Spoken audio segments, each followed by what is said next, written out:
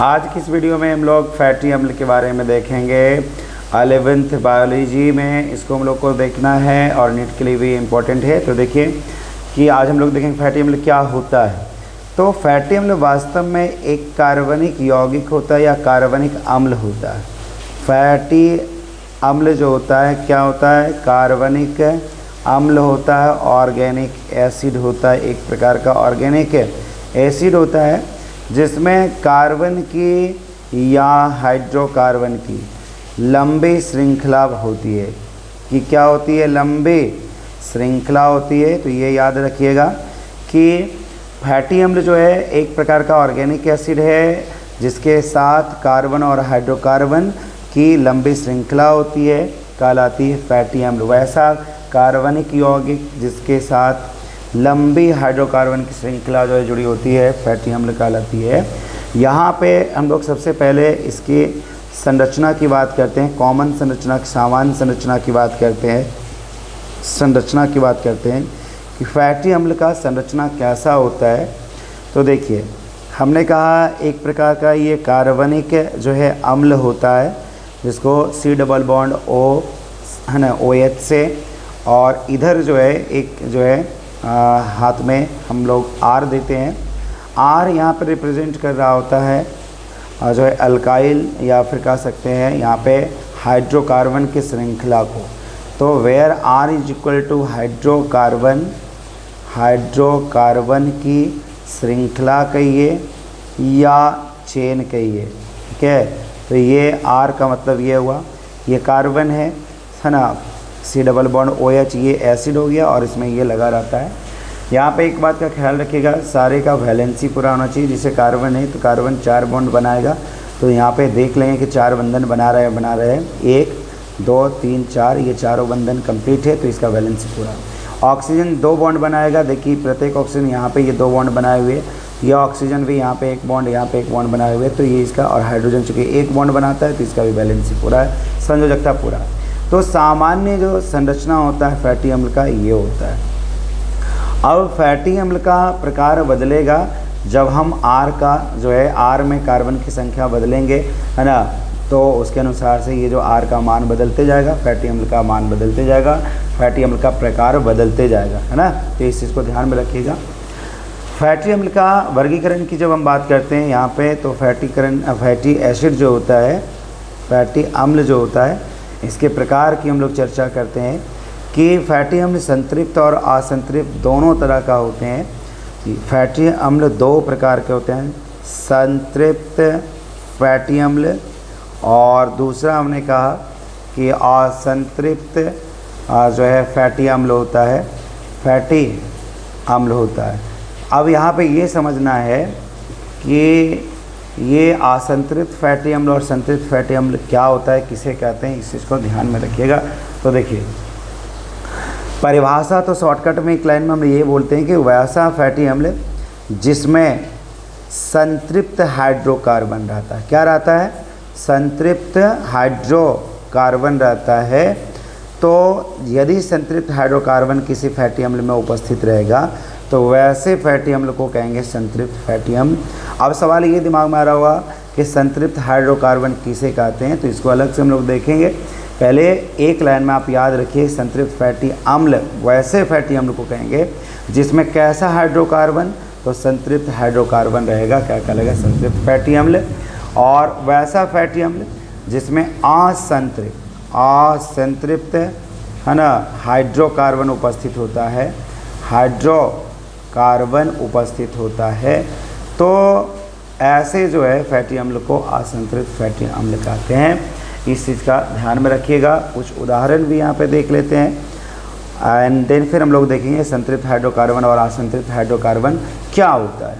यहाँ पे 2 उदाहरण याद रखिएगा, पाल्मेटिक एसिड, एक उदाहरण पाल्मेटिक एसिड, और ये दिस इज़ पाल्मेटिक एसिड हो गया, इसको पाल्मेटिक अम्ल पढ़ेंगे, है ना।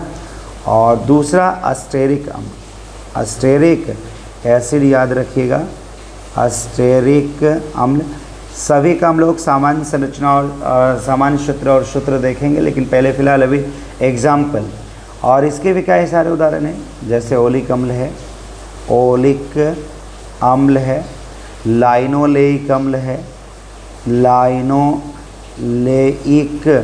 अम्ल है, लाइनोलेनिक अम्ल है, लाइनोलेनिक अम्ल है, अरैकडोनिक अम्ल है, अरैकडोनिक अम्ल है। तो ये 4 उदाहरण आप याद रखोगे असंतृप्त फैटी अम्ल के अंतर्गत। और जो है 2 उदाहरण पाल्मेटिक एसिड और अस्टेरिक एसिड जो होता है, ये उदाहरण याद रखिएगा बच्चे, संतृप्त फैटी अम्ल का उदाहरण है। संतृप्त फैटी एसिड को हम लोग सैचुरेटेड फैटी एसिड अंग्रेजी में बोलते हैं, सैचुरेटेड फैटी एसिड बोलते हैं। और असंतृप्त फैटी एसिड को हम लोग अनसैचुरेटेड फैटी एसिड बोलते हैं। तो इस बात का भी ख्याल रखिएगा, अनसैचुरेटेड फैटी एसिड ये हो गया असंतृप्त। अब सवाल ये है कि हमने कहा संतृप्त फैटी अम्ल में क्या पाया जाता है, संतृप्त हाइड्रोकार्बन, और असंतृप्त में असंतृप्त हाइड्रोकार्बन पाया जाता है।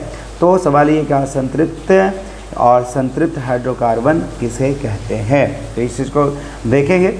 उससे पहले थोड़ा सा यहाँ पर ध्यान रखिएगा कि पाल्मेटिक एसिड जो होता है ना, या फिर यूँ कह लें कि संतृप्त फैटी अम्ल का जो सामान्य सूत्र होता है, सामान्य सूत्र जो होता है ये होता है CN है ना, H2NO2 होता है, CnH2NO2, जहाँ पर N का मतलब समझना है नंबर ऑफ कार्बन, कार्बन की संख्या, कितने कार्बन का ये है ना संतृप्त फैटी अम्ल बना होता है, तो N बराबर ये समझना है।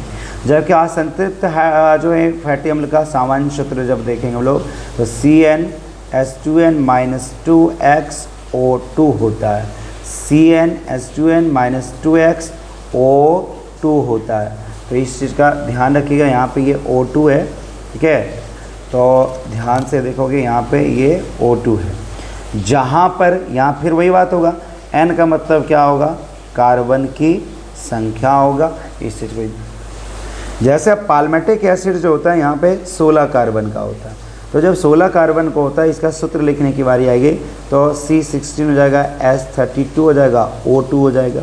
और अस्टेरिक एसिड जो होता है बच्चे वो 18 कार्बन का होता है, तो इसकी जब हम सूत्र की बात करेंगे तो ये हो जाएगा है ना, C18 हो जाएगा, S36 हो जाएगा और O2 हो जाएगा। जबकि यहाँ पर जो है सूत्र सबका बदल जाएगा, क्योंकि यहाँ पे N का मतलब हुआ कार्बन की संख्या, और यहाँ जो X रिप्रेजेंट किया जा रहा है, X का मतलब होता है डबल बॉन्ड की संख्या, है ना, जो द्विबंधन होता है, डबल बॉन्ड जो होता है उसकी कितनी संख्या होती है, ये तो 2 बात यहाँ पे याद रखिएगा, ठीक है। तो यहाँ पे ओलिक एसिड में चूँकि 1 डबल बॉन्ड होता है, लाइनोलेइक में 2 डबल बॉन्ड होता है, लाइनोलेनिक में 3 डबल बॉन्ड होता है, और अरैकडोनिक में 4 डबल बॉन्ड जो होता है, इस चीज़ को ध्यान में रखिएगा। और ओलिक एसिड ये 18 कार्बन कंपाउंड है, लाइनोलेइक 18 कार्बन कंपाउंड है, और ये भी 18 कार्बन कंपाउंड है, जबकि अरैकडोनिक एसिड 20 कार्बन कंपाउंड है।